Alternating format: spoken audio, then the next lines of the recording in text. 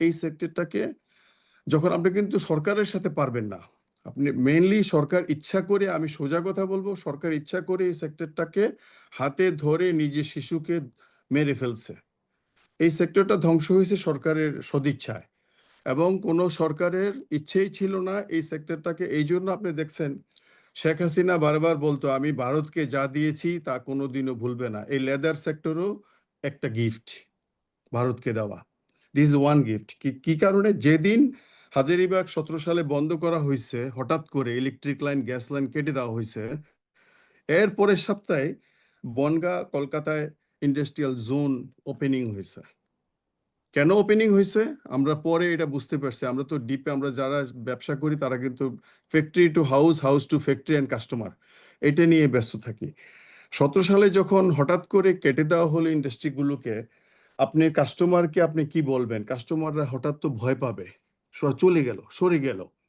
যাদের একটা বেস ছিল, আপনি টিপু ভাই ভালো জানে, কোরিয়ার একটা কোম্পানি ছিল হোয়াইট, ও বাংলাদেশের অর্ধেক চামড়া নিত। ম্যাক্সিমাম বায়াররা অর্ধেক চামড়া, হোয়াইট কোম্পানি।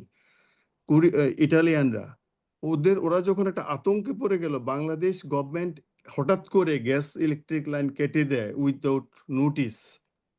আমরা কোর্টে রিট করলাম, হাইকোর্টে গেলাম, আমাদেরকে আলাদা ইটিপি করতে দাও, আমাদেরকে ইটিপি করতেও দিল না। ইন্ডিভিজুয়ালি ইটিপি করার জন্য পথ বন্ধ করে দিল। এই ফাইট করতে করতে আফটার 8 বছর পরে আমরা রায় পেলাম, হ্যাঁ আপনি করতে পারেন আলাদা ইটিপি।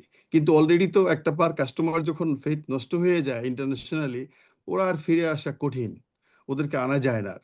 আমার কোনো কাস্টমার দ্বিতীয়বার ফিরে আসে নাই। সরকার যদি চায় যে কোনো কিছু বন্ধ করে দিতে পারে, এবং এটা সরকার সদিচ্ছা এটাকে বন্ধ করে দিছে। কারণ সিটিপি, এই যে টিপি বললেন সুন্দর করে, 200 কোটি টাকা ইজ দ্য বেস্ট ইটিপি ওয়ার্ল্ডে করা যায় 200 কোটি টাকায়। কিন্তু আমরা 1200 কোটি টাকা খরচ করলাম, কিন্তু এখন পর্যন্ত বুড়িগঙ্গা বাঁচাতে গিয়ে আমরা ধলেশ্বরীকে শেষ করলাম, ব্যবসাটাকে শেষ করলাম, ইচ্ছাকৃতভাবে এটাকে নষ্ট করে দিলাম। আর খরচ যা করার 1200 কোটি আমরা খরচ করে ফেললাম, কিন্তু কাজ